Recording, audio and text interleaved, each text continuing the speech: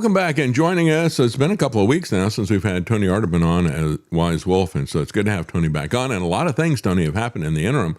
We've had an interest rate non-adjustment coming from the Fed, and the markets reacted to that. We just had a jobs report come out, and even though they lie to us about these labor statistics, like everything else. I mean, they constantly go back. You know they're lying when they go back and change it every single quarter. Well, the revised numbers from the previous quarter are such and such. And so they revive the previous numbers down so they can have a positive trend up with the latest one. So they constantly do that. So I don't believe anything that they're telling us in terms of inflation or jobs. And you had the Federal Reserve leave the interest rates where they are. We've had some other things, too. As you and I were talking about this offline, you mentioned what's going on in Japan, another indication of the issues of fiat currency. And, of course, we're going to back their fiat currency because we've got to keep this illusion going. And then there are things that are happening with gold in Hong Kong. So a lot of Asian news as well. Yeah, that's interesting. We're going to bail out of fiat currency with fiat currency. I'm not sure not sure that's going to work. It's funny. It's at this point, I think you just revised the statement to "we know they're lying." I mean, everything, all the metrics. One of the headlines that stuck out to me today, it's again, the mainstream and even the financial sector chase the wrong. I think they chase the wrong headlines. They chase the wrong story. Like, we're 42 days from a strategic meltdown of our petroleum supply. Yeah. It's not been this way for almost my entire lifetime. Like, even, and you consider how different the world is than it was in the height of the Cold War in the 1980s. And that's the last time that we've had any sort of shortage like we have today on the petroleum side. So I think a lot of these stories, like you mentioned Japan, this is the stuff I'm paying attention to because the financial sector will focus on jobs reports, which I don't really believe, or they'll focus on what the Fed is not doing, which is probably irrelevant at this point. But if you look at stuff like the petroleum issue, the energy sector, the shortages, and then you look at Japan. Yeah, what's that going to do, Japan, when they import all of their oil? So, right. Yeah. I mean, I just looked this up because I was doing some research last week and I couldn't believe it. I needed to verify it. Japan's debt to GDP is 248%. Wow. It's the highest in any industrialized first world nation. And we're so tied to Japan. I mean, even since the end of World War II, and they set up MacArthur as the viceroy there. I mean, he basically wrote their constitution, but we infused our economic system post World War II, and we opened up our markets to Japan and Europe after World War II with the free trade agreements and other things. But this is we're entering territory that we've never seen before. And I find that those stories, as we're watching the rest of the world, as I mentioned to you off air, the rest of the world is quietly moving away from the dollar-dominated system, which I think is the biggest story financially of our time. And, the Hong Kong infrastructure that I've mentioned many, many times is online now, where you have a bullion depository, unprecedented size, being constructed and is ready. They're already taking orders in Hong Kong, where if you're a multinational entity or a country, you can park your gold there. So a lot of the gold is moving eastward. Another headline that I thought was really interesting was China has always lied about its gold holdings. That's why I think that, and I'm not alone on this, I think China actually exceeds the United States in their tonnage at this point. It's often referenced that we have over 8,000 tons. Well, we don't know. Because there's no audit of Fort Knox, which is about half of the gold holdings in the U.S. We don't have any sort of verifiable proof, but the Chinese have been buying ever since George W. Bush gave them most favored nation trading status in 2001 on December 11th, 90 days after 9/11. They've used all the trade surpluses that they gained from that to buy gold. I mean, mostly, and they kept it off the books at the beginning of the century. One of the metrics this last headline was in the last month, they said they imported 15 tons. And then the customs report came out and they said, no, it's 173 tons. So which one is it? And I think that's what's going on underneath the surface. Just had a zero there. Yeah. Right. Exactly. I think that's the point of what's happening right now is that a lot of the headlines are a misdirection as the rest of the world prepares for the new financial world order that's really being constructed right before our eyes, but not not in a direct way. We're not really talking about it. And people are myopic and they're focused on the price of things like gold or silver. And you see, gold is at 42.50 an ounce or something like it was this morning. That's up a couple of $100 in the last week or so.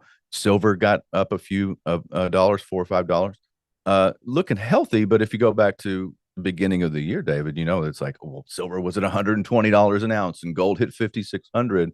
So what's wrong with these metals? Nothing's wrong. The entire system is not built off of true economics or true price discovery at this point. I think the real headlines is not really the price; it's the infrastructure. That's what I'm paying attention to. Well, Trump does like gold. I mean, he's smearing it all over everything in Washington. The Oval Office, he just had gold leaf for millions of dollars put on a couple of statues. The arts of war, he didn't do anything with the arts of peace. He's letting them rot. What a picture that is. But he went out and got 24 karat gold and put it over these old statues from the early 20th century and doing it all through the Oval Office. Imagine when he looks at this, and he had a lot of rage about the fact that we're out of missiles, and he thought that War Pete had this stuff covered. Imagine the rage when he finds out that we're out of oil. When he finds out we're out of gold. Yeah, and out of gold as well. Already knows that. Yeah, we got no gold, we got no oil, we got no missiles. What's going on with all of this stuff? And as you point out, we have lost, and thanks to Biden for a lot of this as well. Got to give him credit for what he did with the sanctions for Ukraine.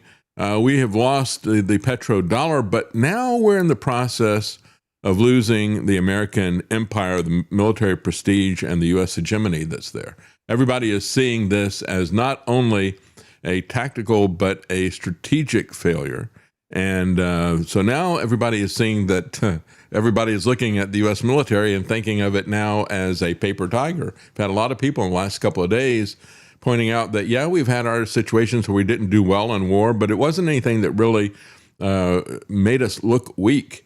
This makes us look very weak. And so you start to see all this stuff collapsing, and the fact that he makes the worst investments into Japan, 250%, 250 ratio of GDP to debt to GDP is 250, but it is. And I think he knows that, but he did it anyway. When somebody asked him about that, he starts talking about, well, we made an investment into Intel. And it's like, well, that's nothing to brag about unless you're a fascist or pushing socialism. We don't want the government to own companies. We don't want them to invest in companies. But he brags about that, and he doesn't really address the fact that he said, yeah, well, we're friends with Japan, so we're going to do that with them. It's interesting.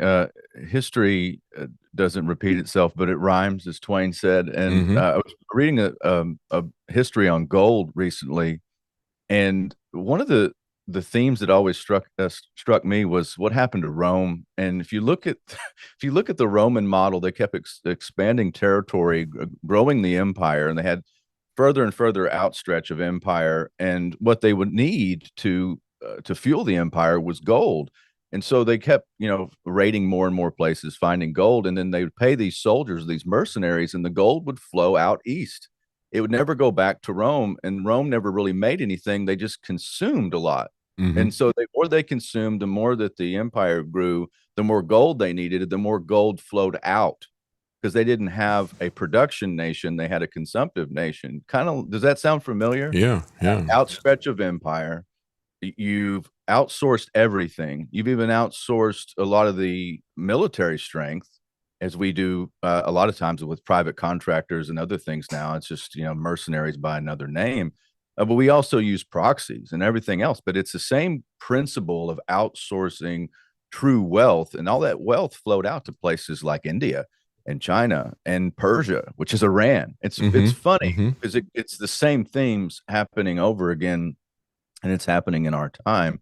And you're right about the American empire. I thought it was interesting. One of the last gifts that Lindsey Graham left was a real nasty criticism of Trump and his indecision. He just indecisive. He just can't just nuke them all and kill the whole world. I don't know why. He's just. I wish he'd just go ahead and end it all. That's one of his last gifts was, that neocon spirit of let's just blow up everything.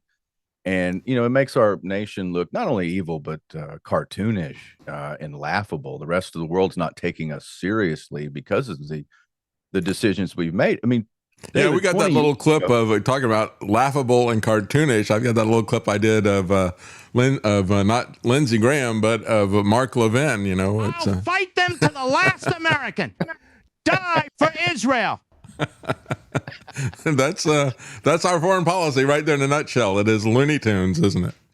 I got to interview Mark Levin when I was over at Freedom 1160s. The radio station is no longer on air out in San Antonio, and they said, "Well, would you interview Levin? He's got a new book out." And I kind of did it when I was funny. I have to pull the audio up. It's one of my first interviews that I did in 2018, 2019. But he had this new book out, and I just opened up the interview and I kind of yelled at him. I was like, "Mark Levin!" Like I did like that. Yeah. A great clip of him. Like, well, a lot of people talk about patriotism, Tony, but you're a patriot. I thought it was really nice of him, but we got into like censorship and other stuff that was. You don't want to put that out there. No, don't put out any compliments from Mark Levin. That'll be never been death out there. To your podcast if you do that. Yeah. But. No, it's okay. I never put the kiss of death on it, but yeah, it's something that I've always found him again cartoonish and that this under the surface, and I've always known it. It's funny how the last really 6 years have just revealed almost everyone, like who they really are, what their priorities really were, how it showed that you talk about a paper tiger. The conservative movement was a farce. I mean, it's not real, It right. Maybe it is real, right? It is real. There is no substance to it. And so, again, back to the American empire, though, the resources, the things that we took for granted, things that were strategic. This goes back to the 90s when they were talking about free trade agreements, and one of the senators was like, it doesn't matter if you make computer chips or potato chips, we'll just import it. And then they found out that it takes 17 countries to make a Patriot missile. Well, you got to import everything. It's more complicated than a pencil. I mean, they should go back and read Leonard Reed, iPencil. We should do another update on that iMissile. That's exactly right. Everything, the strategic planning that it takes to have a production nation to be able to project power. Mm-hmm. And, as I mentioned earlier, 20 years ago, David, you know this better than anybody. The argument is that the dollar's propped up by the U.S. military, and that we strategically locate where we do to prop up the petrodollar. Mm-hmm. Well, then it makes no sense what we let the petrodollar agreement lapse. Yeah. We've put no intervention against that. Let it completely implode on itself 2 years ago. Mm-hmm. So that doesn't make any sense. And then we've made all these, you can make a really clear argument now for a controlled demolition of the American empire. My friend Charlie Robinson wrote that book, mm-hmm. Years ago. And it looks to me that's exactly what's happening. I mean, Tony, it's just 4D chess. Trust the plan and get your popcorn. That's right. Yeah. Patriots in control. I've heard these things. Where have I heard that before? Yeah, it is all 4D chess that someone else is playing against us. That's right. We're on the losing side of that game. That's absolutely right. Yeah, it's insane what is being done to this country. And you were talking about free trade and tariff. Look at what just happened. We've had, Trump puts in these illegal tariffs, right? And under prevarications using executive orders, and defies anybody to stop him. Congress doesn't stop him. He loses in the Supreme Court. And as they were litigating this, he says, well, we want to keep taking this taking the tariffs while we're litigating this because we think we're going to win. But if we lose, we'll make sure that we hand the stuff back. When they lose, they drag their feet on handing it back, but now they're handing it back. And so what happens? You get these big corporations, they're getting back billions of dollars, right? $2 billion for Apple and All these giant retailers are getting massive refunds of billions of dollars. Went through that list earlier this week. What do you and I get? Well, these taxpayer foundations have gone through and done the math. They figured it cost per household in the U.S. $1,000 last year and $900 this year. Do we get our $1,900 or $2,000 back? No, but these people get their $2 billion back. And then it gets even worse because you got the Lutnick family basically started selling futures on the stuff. They bet on the fact that these tariffs are going to be overturned.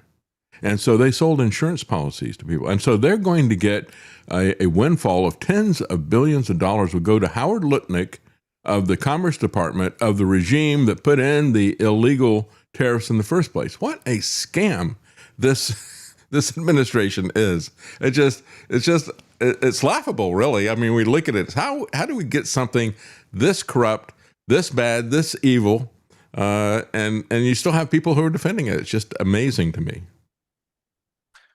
Well, it's like Warren G. Harding. You had the Teapot Dome scandal, but at least he had the decency to die. I guess at the end of the day. No, but he's that famously said, it's not your enemies, it's your friends. It's your GD friends. That's that famous quote, the president in the 1920s. And then, it is this entire political movement in the last 10 years. If you rewind the tape, it is seriously just the biggest grift. Mm-hmm. I mean, both sides really, but I mean, especially on the Republican side. And they don't even try to hide it. No, it's out in the open. I mean, if you look at, I don't know how you live with yourself if, you look at the crypto scam of the Trump administration. You already know if you launch this token, what's going to happen. Mm-hmm. You already know that it's a pump and dump because it serves no function. There is no functionality of the coin. That's what's wrong with crypto in this space, and I'm a fan of the technology, and I have been for a decade. But the issue is the grifting that goes on, and I think that is where we are. There's a looting of the treasury. Yeah. There's a feeling, and you can see it. Like, where's Bernie when we need him? Remember Bernie Sanders? They're looting the treasury. Looting the treasury. We have a tax cut. This is a literal looting of the treasury, and he's not really saying that much about it. Yeah, it's looting it, and I think setting up the correct information is not getting to the American people. They're not going to be able to make the right decisions fast enough to avoid the pain of the reset. And I mean, we're inside of that. I call this the Great Reset decade. I think that's exactly where we are.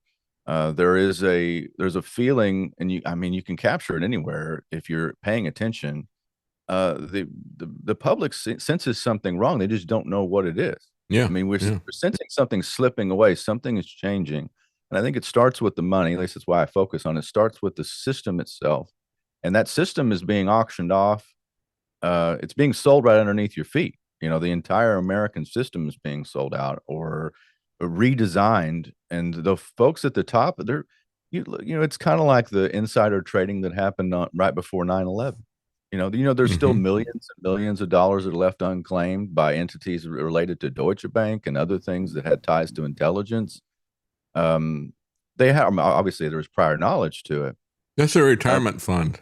But probably they're not going to touch that. It's like the CIA's version of an IRA, right? Well, it's history, like Woodward and Bernstein. You go back to the Watergate. There's the one time the press was like activated and then turned right back off. It's really weird how that happened. If you study like the Nixon administration years, it's a strange occurrence. They activated the reporters and then they turned them off again. Nobody ever did that kind of reporting. I bet if you did that now, it would be an unveiling like you've never seen before, because I think we've had corruption in the past, but I think it multiplies every decade here in this country because of our currency system. It's just easier to hide the fraud. If you have to make an accounting for things, then again, harder to hide it. But right now there's no system of accountability anywhere. So, a trillion here or a trillion there, sooner or later you're talking about real money. But that's I think that's. And whenever Dirksen said that about 50 years ago, it was a billion when he was saying that. A billion here and a billion there. Pretty soon you're talking about real money. Now it's a trillion here and a trillion there. It doesn't even get their attention. Even if it's $1 trillion, they don't care about it. Thomas Massey said, 10% of the debt accumulated in the 250-year history of this country will have been incurred in the first half of Trump's second term. Think about that. Just, a year and a half, he's added 10% to the cumulative debt of 250 years. Wow. Pretty amazing. That's also a tale of the devaluation of the currency. When you look at that, of course. I don't know if he calculated it in terms of real dollars. It could be in terms of real dollars, or it could be in terms of the deflated fiat currency. It's also worth pointing out that adding 10% to the debt would always be a problem. But when the debt is already this monumental, being able to add 10% onto it is insane. Yeah, that's absolutely right. Yeah, we got something where you got some small numbers and you got 2 or 3 people and say they've got 2 cases. And all of a sudden they identify another case of the COVID pandemic. Oh, we just had a 50% jump in the cases. Right? But if you got a big number to start with, those percentage numbers are really significant. And that's what we're seeing here right now. So, yeah, it's as a matter of fact, do we have any questions here for Tony in the comments? I was just looking real quickly here. No, we don't right now. Okay, so if you've got any questions for Tony, you can put those in there. But yeah, how do we get out of all this? Because, one of the things, yesterday I talked to an Iowa state representative who was trying to get out ahead of all these data centers and flock cameras and everything. And what she kept running into is corruption. You got these people, you see it happening with the CDC and with the FDA and all this stuff. These people who ran the fraud on us, where'd they go? Well, you had one of the head of the FDA went to Pfizer, the other one went to Moderna. And the head of HHS was brought in as the CEO of Eli Lilly. That's what Trump did. So you got this revolving door, and we've seen this type of thing, this type of corruption in Washington all the time. But she pointed out, at a lot of these, at the local level, you got a lot of these positions, and she said, look, if you want to try to stop some of this stuff, a lot of these things are open. Most people don't want to really get involved in it, but it's an opportunity for you to get involved. And she said, what's happening is these are like volunteer positions. Some of them not even paid. But these people come in and they greenlight whatever the corporation wants to do, or the data center, or the flock, or whatever. And then they wind up resigning and going to work for that company. That's the kind of corruption. We see that corruption in this country from the lowest local level all the way up to the president. It's just amazing how corrupt this country has become. And it's all about the money and no character. Reminds me of how so many people involved in the JFK assassination went to work for NASA. It just happened to be because LBJ put NASA in Houston, So it's interesting that's a lot like this is going on with the local level stuff. And the local is where it's at. If you look at the national races, and you ran for Congress, I ran for Congress, I got to see really up close in one of the biggest races that went on in 2014. I was a part of that, and I got to see how it really works. And, if you took the time and money and effort that we put into these, congressional races or Senate races, which I think are already done for. I mean, for the most part, because of things like the 17th Amendment, where you take it out of the hands of the states to represent the states and you put it in the hands of it's election not by the popular vote, but by bankers. Yeah. That's really what it is at this point. And the parties control everything. Even if you get elected to Congress, what are you going to do? You're going to introduce a great bill and nobody ever gets it to the floor. It never comes up for a vote or even debate. It's the most, like, even in Texas, one of the most unconstitutional things. Like if you vote or run in the primary, you can't be a candidate in the general. Like if you lose the primary, or if you voted in the primary, you can't even get on the ballot in the general election in any party or by yourself, which I don't know how they can constitutionally do that, but that's the way it's set up in Texas. And I think that the locals where it's at, because you look at even the race with Thomas Massey, that was a foregone conclusion in my mind. I thought, they're going to record outspend, but I think it was a good for the American people to see that, because I mean, really, your local sheriff's office, very important on a county level, and there's different. Not only, you're right, but volunteer positions and other things. Just being appointed to those type of positions can really help. But yeah, we get so focused on the national, which I think is going to take another party or some sort of real reform You can't change the system inside the system the way it works now. And we just, unfortunately, there's not enough economic pain or incentive for people to try to change that. So I think really the true path to doing anything is on the local level at this point. Oh, absolutely. Because even if some talk that, maybe people like Joe Kent and Thomas Massey and Marjorie Taylor Greene and Tucker Carlson are going to create a new party. Well, they're going to find out just how controlled this whole thing is. To try to even get on the ballot is absolutely insane. And then good luck trying to get into the debate. Well, they may have enough of a footprint there and enough of an audience that they could actually get some attention in this. But I think they're going to find that there are walls erected everywhere to keep them from doing anything, just like there were on the floor of the Congress and the House. You couldn't get, Massey and Marjorie Taylor Greene couldn't get anything introduced there, Chip Roy and others. That's why they had those fights over the Speaker of the House. Then we wound up getting Mike Johnson, probably the worst of the lot. Yeah, he definitely has a weasel written all over him. He's got that look. He's got that feel. I grew up with people like that, and I just know his type well. And it's funny. He talks a great game about being a Christian and does nothing of the things that would emulate Christ's behavior. That's right. It really is sad what's happened to like the modern evangelical Christianity that it surfaces and it looks like Mike Johnson.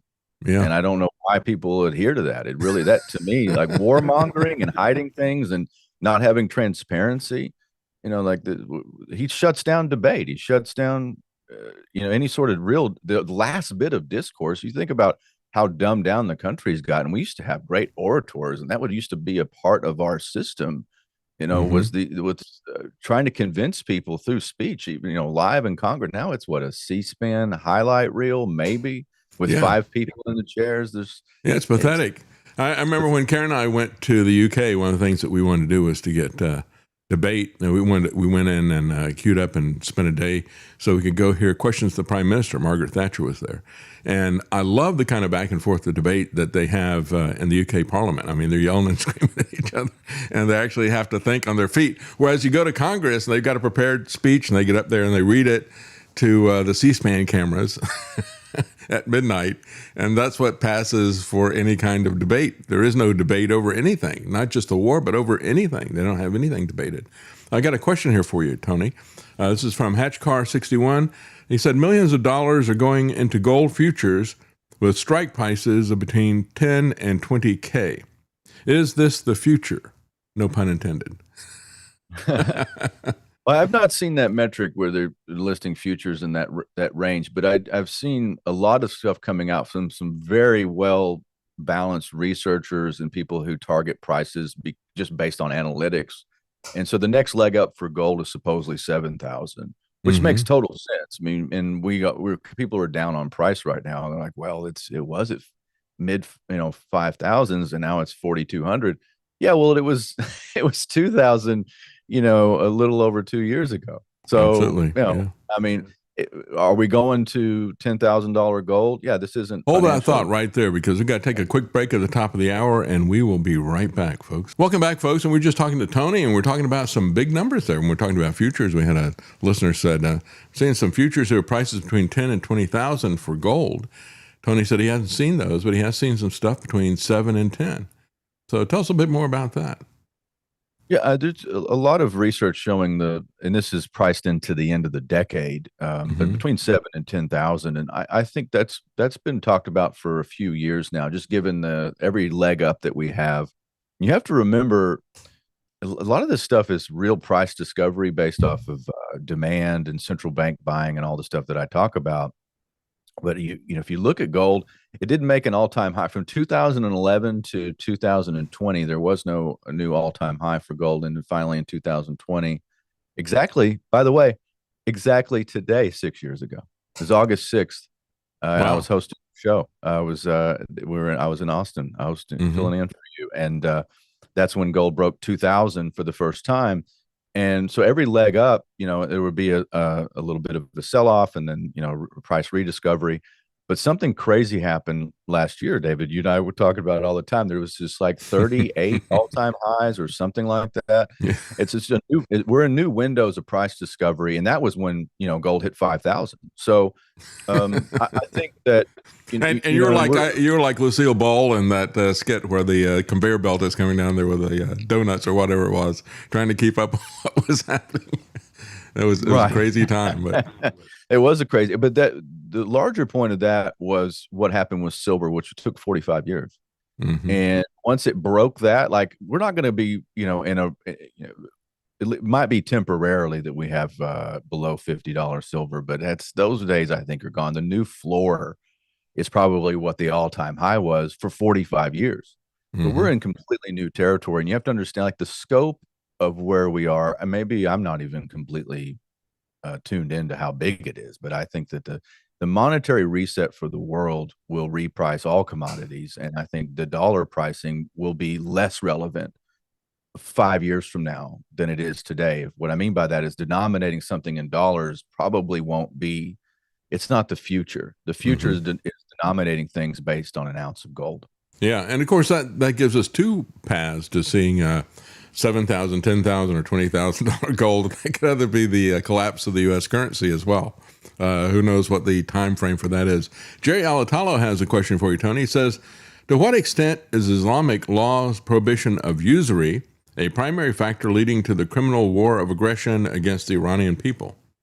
What do you think about that? Because, I mean, we have seen the emails from Hillary Clinton talking about the fact that Muammar Gaddafi in Libya was setting up a gold-backed currency, and they thought that was going to be a threat to their banking system. And that really was, I think, their key beef with him. He'd been very quiet. He had been engaged in terrorist acts and everything back in the 1980s. He got some bombs thrown his way, and he quieted down and really was not much of an actor till they came after him with that. Yeah, Iran has had the really unfortunate series of decisions of not to, take part in the acid of modernity. They don't want a lot of the things that are killing our country. And I don't agree with their theocracy or their politics or anything like that. Mm-hmm. But they've rejected the international central banking cartel for the most part. Funny how Iraq did that too. Iraq also did that and rejected it. And Russia. Russia. That's why Russia is always the boogeyman. Yeah. It is interesting that you mentioned that, but there's several factors. It's not just that puts Iran in the crosshairs. Tucker Carlson had a great piece the other day, or a little segment where he said, the Israelis want chaos in the regions, which I've been saying for years. It's not. Mm-hmm. There is no goal. There's no regime change. It's not about that. It's just instability all the time. Yeah. And if they can burn down the Gulf states, and they can go in and take control, even if it's just, everybody's going to route their pipelines to Israel now. That's one aspect of it. But if they can burn down all these countries, if they can get them to attack each other, then they've already got, they don't have to use their own bombs to create a Gaza. That's right. And this has been the goal for many years. You can go back to when Israel unilaterally took out Iraq's nuclear energy facility back in the early 80s called Osiris. They just hit it with they bought an F-16 from us and used that to fly over and just bomb this thing independently. And the cascading series of events that happened all throughout the 80s and then bringing us to where we are now in the Middle East, you can just clearly see the want for chaos, or the want for just instability for the sake of it. It's not really about terrorism or anything like that, or guarding against it. It's just the power in the region. So that's another issue that Iran has with us, because we act on behalf, our government now acts on behalf of the Israeli government. Mm-hmm. I think that's pretty clear. I mean, we make decisions. Even Marco Rubio admitted that we have to do something, because if not, they're going to do it. They'll hit it harder. So we have this, and of course, the last time we had one of these major oil embargo issues, it was because of the blessing of our closest ally, Israel, as Jonathan Pollard has gone on one podcast after the other, bragging about the fact that the U.S. was blackmailed by Israel. They said, take a look at this plane, he said, and look at the quote-unquote unconventional weapons on it. That's what he said. He wouldn't say it was nuclear. but he was strongly implying it. And he said, yeah, we're going to use this against Egypt if you don't give us the arms that we want, because the U.S. didn't want to get involved in that 1973 war. And they said, you'll give us those weapons or we will nuke Egypt. And so we did. And then what did we get in return? We got the Arab oil embargo. And that Arab oil embargo of 1973 was only directed against the United States. It wasn't a global embargo like Trump's embargo based on this war.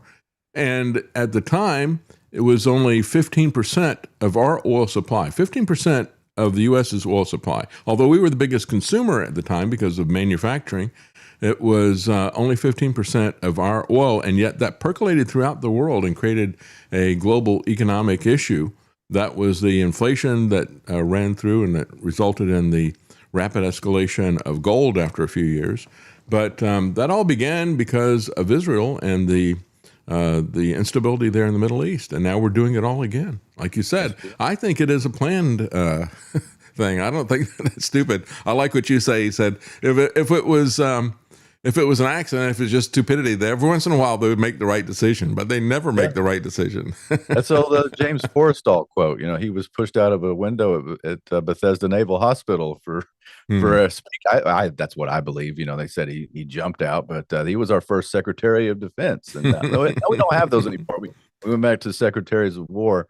But you're right. We have this radioactive albatross around our neck, which is, the Israeli lobby and their interests. They do a really good job going after what they believe are their own national interests. And that's not the way our politics work anymore. That's people right. don't want this war. We didn't have to have it. It's unnecessary. We could have done a million different things, but we chose this path, and now we're being humiliated. I don't think that is just sheer stupidity. I think that we're supposed to see that. I think people need to be in a state of fear, uncertainty. I think that's the way they want it, because you can push through a lot of things. A lot of stuff can happen under the surface if you're really myopically focused on something that you can't control. So I think that's anytime these headlines are going on, David, my first reaction is, what else is happening? When you look at the official story about 9/11, right, it was the Saudis who did it, right? Well, I don't believe that's the case. They may have had a hand in it, but I believe it was ultimately the U.S. and Israel that did it. But when you look at the fact that the official story is that the Saudis did it, what did we do? We just gave them the permission to have a nuclear weapon. How does that help anything? How does that stabilize the area? Of course, if all the Arab states get nuclear weapons, they certainly don't need the U.S. around anymore. And yet the people that they want to tell you did 9/11, now they want to give them nuclear weapons. They can't even keep their story straight. This is like the pandemic, Well, the vaccine, you got to have the vaccine. Even if you've had the disease, your natural immunity doesn't work. You got to get the vaccine to train your immune system. Yeah. Okay. Yeah. Well, it's funny, that's another tell. We're abandoning the wisdom, and a lot of our, our ancestors and people who set up, even just recent ancestors, the ones who fought the Cold War, they got some stuff wrong. They got the domino theory wrong. You look at that McNamara documentary, The Fog of War. I thought that was really interesting, where he has these realizations, how wrong he actually was by meeting the people that he was trying to kill. That was something that it dawned on him that he didn't know his history, or just didn't understand it. And so they got some things wrong. One of the things they got right, though, David, was being against nuclear proliferation. And I think JFK lost his life in part of, not wanting the Israelis to have the bomb, or just pushing for peace in general. I think that was a real, we got to take out this guy because he really means it. It's just I think another tell, but they were against nuclear proliferation. Even Reagan sitting down with Gorbachev, and I really think Reagan believed this. He wanted to get rid of all nuclear weapons. He was all about building up the arms race and Star Wars and called SDI, the Strategic Defense Initiatives. That was a real thing. But he also mentions in public and in private to Gorbachev, he wanted to get rid of all nuclear weapons. Now we have this president who's like, it's going to be the biggest bomb. We're going to make the bigger ones. I just, it's bizarre, and we're going to arm other people. And isn't the whole point of this war that we're going to stop Iran from getting the bomb or whatever? That's right. So instead we give it to Saudi Arabia, the people who You chop off the head and chop into little tiny pieces any dissident journalists that they've got there. And we'll talk about many of the other things that happened in Saudi Arabia. I don't think that they were behind 9/11 by any means, but certainly it's not the kind of regime that I would like to see have a nuclear weapon. And there was a lot of consternation with the Zionist-occupied government about the fact that Pakistan had a bomb. They didn't like that at all. Now we're just going to let all of them have a bomb. Everybody in the region is going to have a bomb. That's just insanity. And yet we've got to stop Iran, but we arm every other Arab state in the area. That is true. We definitely don't have a coherent policy at this point. I think that's clear to everyone who's paying attention. It's just chaos for the sake of chaos, which I think is the order of the day. You got to figure out what that means for you, like in an individual level. How does it affect you? And war game that out. That's what I try to do. That's right. That's why we talk about gold so much here, because I've said for the longest time, I said, look, we got a time frame. They're going to exploit the natural rhythm of societies that Strauss and Howe talked about in the fourth turning. They said in the early 1990s, they said sometime in the mid-2000s, there's going to be some kind of an economic catastrophe that's going to set off the fourth turning. And typically they have war. It always has an economic component to it, but usually there's also war. But it comes about every 80 years, about every 4 generations. That's why they call it the fourth turning, because people lose faith in their institutions. They see that things are not working correctly. There's a lot of corruption, calcification, and things like that. So they start to clean house. And usually that gets accelerated because of an economic situation, but frequently it goes into war. Our last fourth turning was the Great Depression and World War II. Prior to that, the Civil War. Prior to that, the American Revolution. So we look at this. They said, well, sometime in the mid-2000s, and it'll probably be finished by 2029.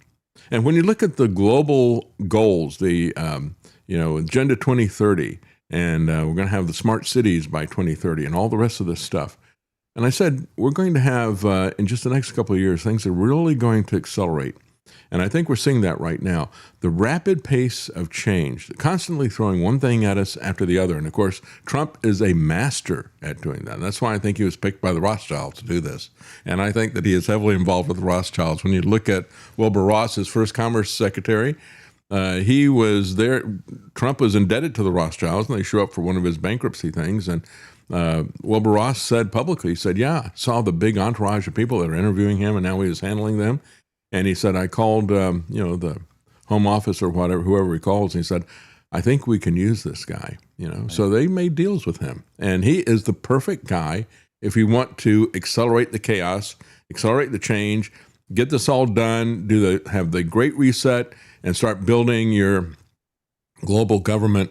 He is the perfect guy to do it. Just look at what the person who is in the office of the presidency can do in terms of creating global chaos, economic chaos. I mean, he begins with all these tariffs and everything, and now we got wars that are happening. He is the one-man fourth turning machine, isn't he?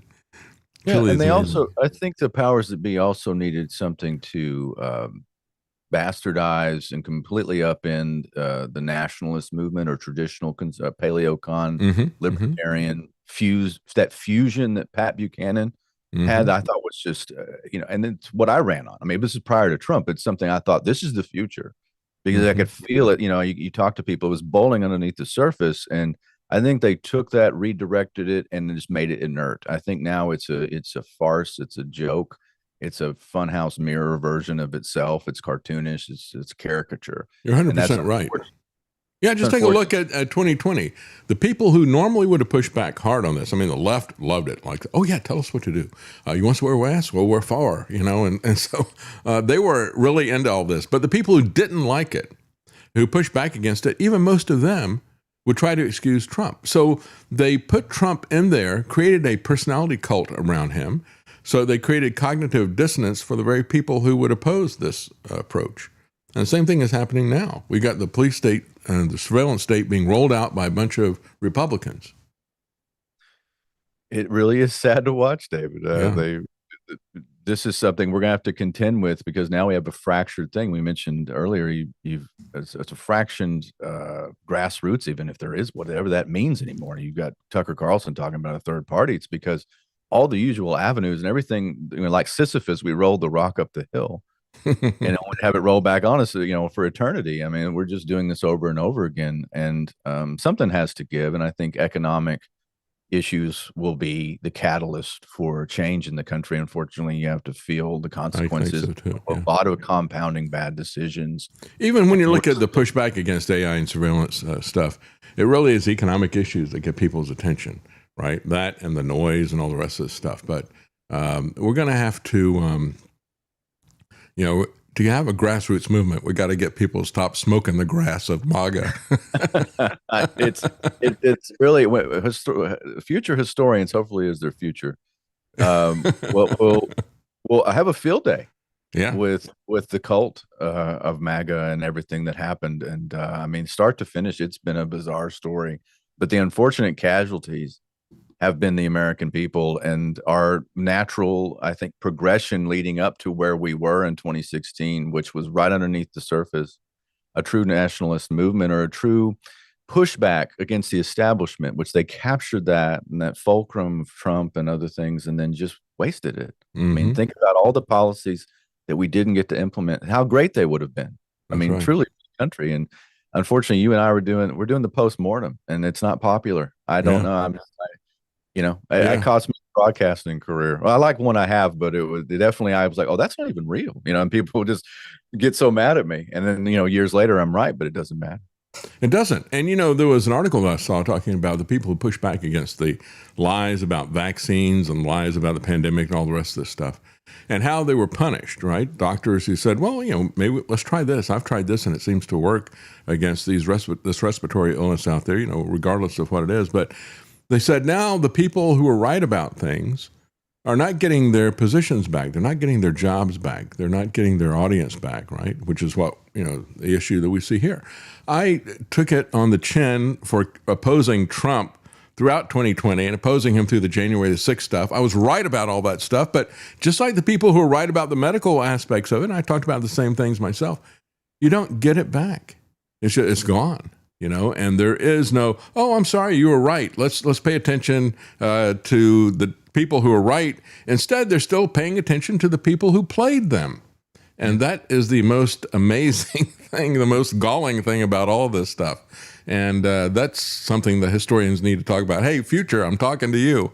You need to pay attention to how this whole thing played out and how the people didn't really catch on ever, it seems like. Yeah. I think Gore Vidal said that we were the United States of amnesia. I think it really makes sense. That's a good quote.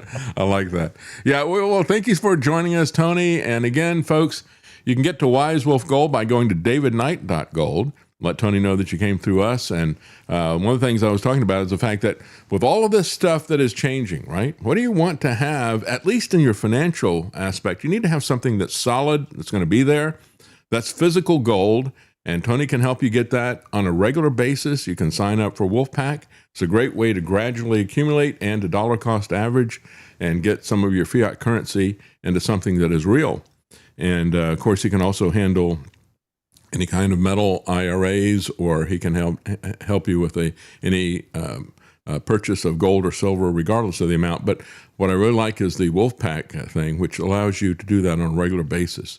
Thank you so much, Tony. Appreciate you coming on. Been a great friend of the program, and you've been right from the start on this stuff, and you still are, I think. Appreciate you, sir. Always a pleasure. Thank you. We're going to take a quick break, folks, and we'll be right back.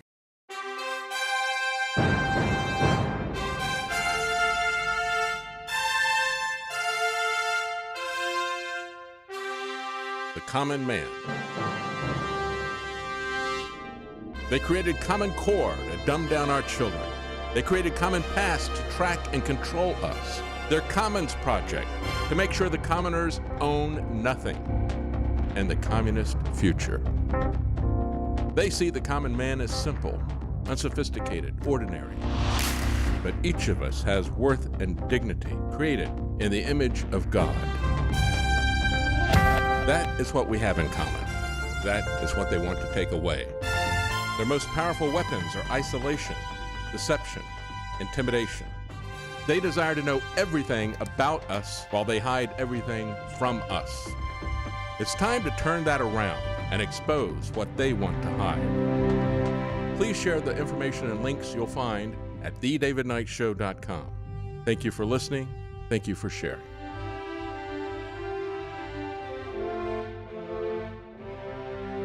If you can't support us financially, please keep us in your prayers. thedavidknightshow.com.